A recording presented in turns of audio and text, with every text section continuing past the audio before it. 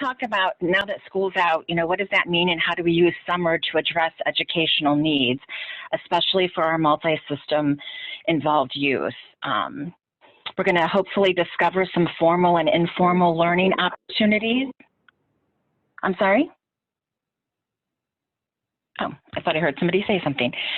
Discover some formal and informal learning opportunities available to multi-systemic youth over the summer, and really available to a lot of youth over the summer, and to learn the importance of using data to support and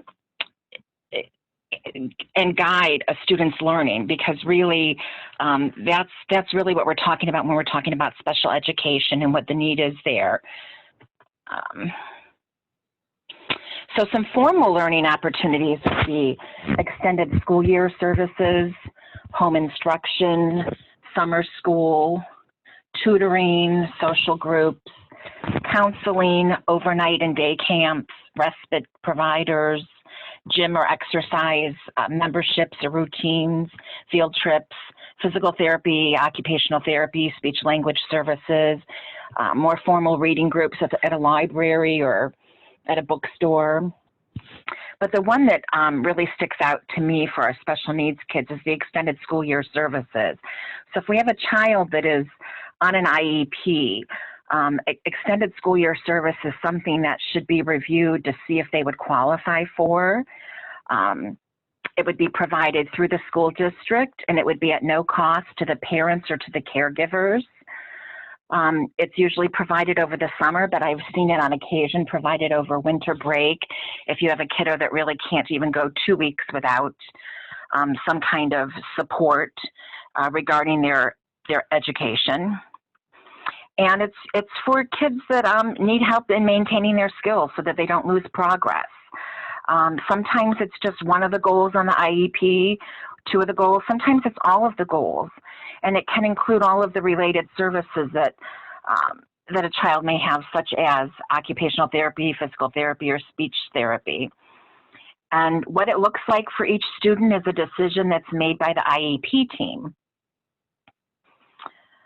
The main issues that are looked at are regression and recoupment. There's usually a summer slide for all kiddos. When school comes back in session, most districts spend the first few weeks reviewing what was learned the year prior to kind of get the kids back, remembering where you were at with math and what you were doing in English class, and how we have more structure and routine and how we follow those things. So there is some summer slide for everybody, but the questions that we're gonna ask for these kiddos is, does it take longer to regain those skills than it would for a student that doesn't have a learning difference? And we're going to ask, will the student lose critical skills without the continued support? And we certainly know quite a few kiddos that can't go 10 or 12 weeks over the summer and not lose skills and not be able to recoup them in a reasonable amount of time. I think the reasonable amount of time is the challenge when we're dealing with this, because we don't have any guidelines, federal or state, that say a reasonable amount of time is 4 weeks or a reasonable amount of time is 6 weeks. So it's kind of vague and it's left open. So sometimes that's the very issue that we fight over when we're advocating for services for our kids. But if there is no data, it can be really hard to make a decision. So I encourage school districts, parents, everybody involved, start collecting data now. Save those work samples, save those progress reports. Make sure that you understand what the data collection looks like, how they're collecting it, why they're collecting it, and what it means. So there are some questions that a team could ask to help predict how the student might regress. And some of those questions might be, has the student had difficulty retaining skills over shorter breaks? Take a look at spring break. Take a look at winter break. Does the student have a known issue with the working memory? When they get an ETR, their evaluation team report, there is a section that talks about working memory. And if we have kiddos that are lacking in that area, and that's a skill deficit for them, they are probably going to have problems. over the breaks. But, you know, is it going to be a problem over a 1-week spring break or a 2-week winter break? Maybe not. It might be a problem over a 10 or 12-week summer break. Does the student need continual reinforcement to keep his skills during the regular school year? You know, when we're talking about math facts, that could really be something. Reading, that could be something. If a child goes an entire summer and doesn't read, he may not be where he needs to be. He may definitely need to be reinforced over the summer in order to keep those skills, especially if it's something that he's newly learning. Behavior is another opportunity for a skill deficit at the end of a summer. The continual reinforcement of a behavior plan that's positive, the continual reinforcement of you know, working your plan, using your coping skills. Those are things that really can serve our kids well over the summer. And if they don't have that, is it going to be a problem? I know kids that come back in the fall, and I know teachers that say, boy, the kids are just, even the typical kids are out of control after having, you know, so much freedom over the summer. But for some of our kids that are multi-system involved and that have some special education needs, this could be severe. This really could be a problem with them getting back in the groove of things and getting their behavior back under control. Is the student making progress towards their IEP goals? Again, you get progress reports at least as often as report cards are given. So what are those? What is the progress? Is it minimal? Is there progress? Is there a backslide? I mean, occasionally kids are not making progress, and why? And does that support the need over the summer? I think it does. The team will probably think that it means that. And is the student just beginning to master a critical skill, such as learning to read or count or write or communicate or control behavior? I have some kiddos that have just started using some communication devices in the spring or over winter break. They might be a kiddo that really needs to continue using and getting some kind of training and opportunities to use their communication devices in a more structured setting over the summer so that they're ready to go come winter, because that's a new skill that they were just beginning to master. And we want to prevent or avoid the loss of any emerging skills. So if they're on the cusp of kind of breaking through on something new, it could be something with their physical therapy. It could be something with their academics. But if they're on that emerging skill level, we really need to think about, would a summer break be detrimental to them? And so again, I push data. I'm really kind of a data-driven person, but sometimes the school will say no, and sometimes parents or other team members from outside of the school district might say yes. And so how do you argue that, and how do you make your point? Well, data. It's all about the data. I can't say enough about those report cards, the progress notes, work samples, and looking at where the kiddo was before winter break and after winter break. If you get a behavior report every week or daily, do you come back and do you see for the next couple weeks that kid is just out of control the first couple weeks back to school after Christmas break or after spring break, or last year after summer break? Unfortunately, we could be looking at data from a year ago to inform us for data now. And so because of that, we can also use data now at the end of this school year and the beginning of summer, or in the fall when they go back, to inform us for the decisions made next school year for next summer. So you really want to always collect that data, have it somewhere at your fingertips, and learn how to use it to communicate what you see as a skill deficit or a need for some extended school year services. And even though all students are not eligible for extended school year, every IEP team should discuss the option annually. It is part of an IEP. It is one of the things that are supposed to be looked at. And if you can't make a decision, sometimes our kids have their IEP meetings in September, October, November, and maybe you're not ready to say, yes, come May or June, we need to put them in extended school year services. There is a place on the IEP for the team to say, we're going to come back together and review this option at a later date. And there's even a line to put a new date. So oftentimes if we're doing IEP meetings in the fall, we'll say we're going to come back and meet by April 1st or by May 1st to make a decision regarding extended school year services. Give us an opportunity to collect data. Teachers should be assessing for regression and recoupment at the beginning and end of every break. They're often overworked and not able to do that.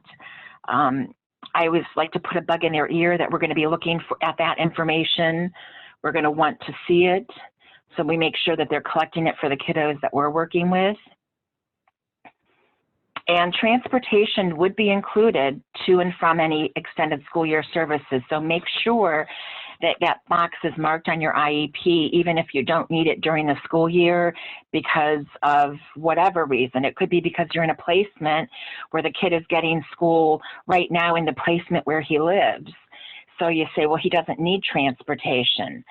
But if he goes home, he might need it. If he's in a placement but would qualify for services outside of the placement, he might still need some transportation, and that would be provided by the school district. And then I wanted to include something from Ohio Disability Rights because they kind of talk about some criteria that they like to see and what they use for Ohio. And I thought it was important to see someone other than just my interpretation and just the federal law which can be interpreted in so many different ways. But Disability Rights says that no single criterion should be used when determining ESY. The school should consider all relevant information. We talked about the regression recoupment, look at the nature and severity of the disability, look at progress. We talked about that, the behavioral considerations, emerging and breakthrough skills. And I love this last bullet point that talks about attainment of self-sufficiency. And the Ohio rule requires the IEP team to consider the regression and recoupment standard, but they also require the team to consider if extended school year services are necessary to provide a free and appropriate public education. I can tell you that we could get attorneys that could argue both sides of that for days and probably not come to a consensus on what that really means or how it would apply to children, but that is their guidance. So, I'm always up for a good fight if anybody wants to argue it. If a school district wants to go, let's get in there and see if we can talk about it. Are you providing a free education if you don't provide that service? So there are more formal learning opportunities. I mentioned them in the slide earlier, and these are some more of them, but home instruction is something that could be provided either on the IEP or because of a medical reason.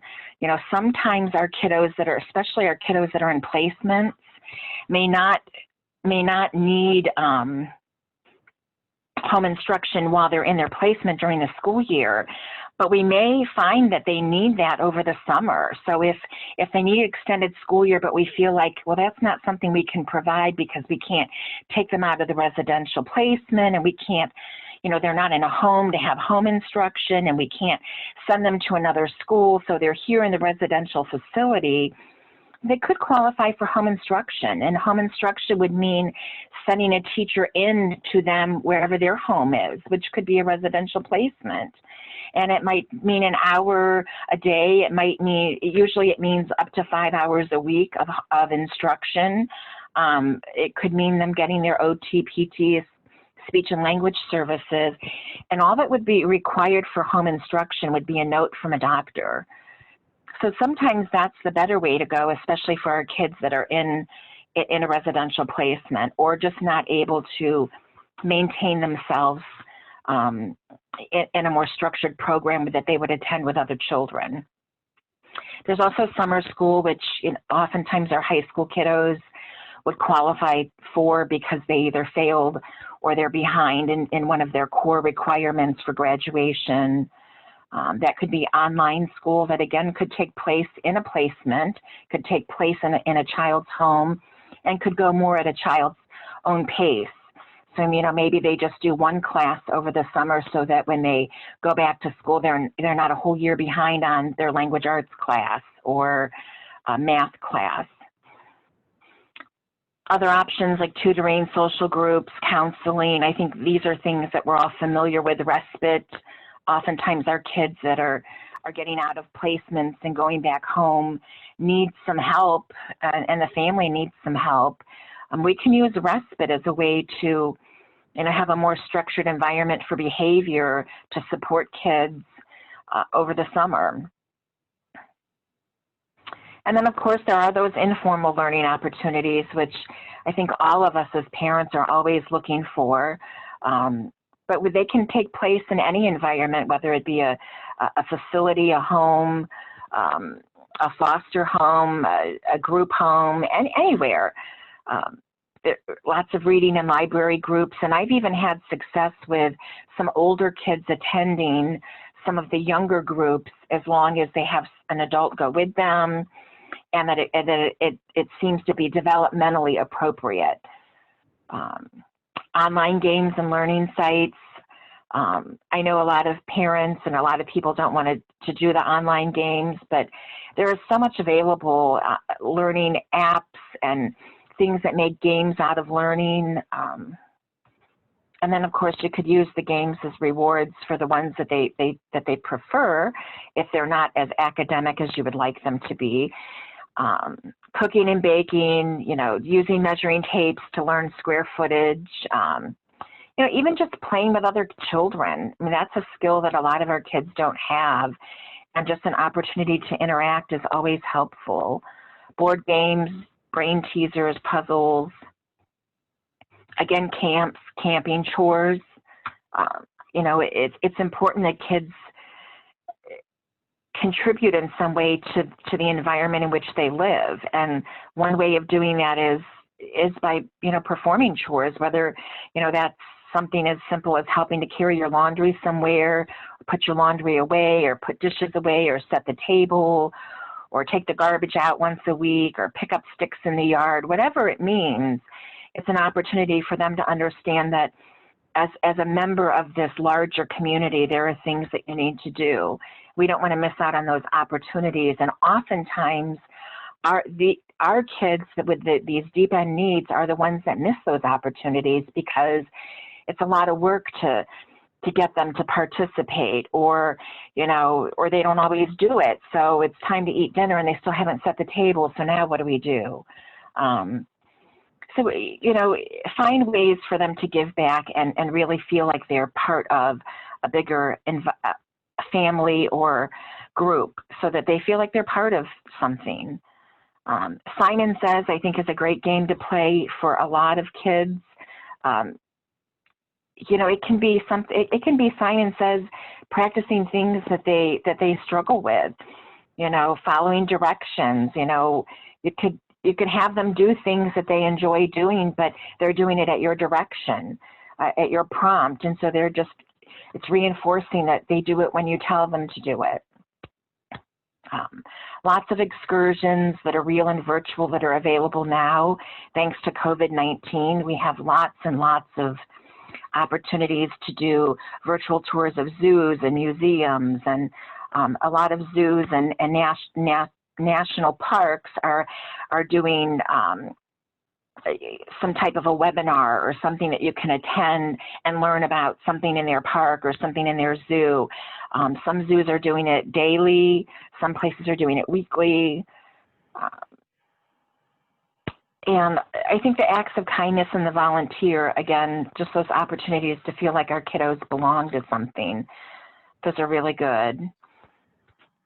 And to kind of wrap it up here, talk about that, you know, we discussed those formal and informal learning opportunities. And I think if you just search for opportunities for learning over the summer, you're going to be amazed at what you find. There were so many sources available that I couldn't even begin to put something together to share with you, but there are so many.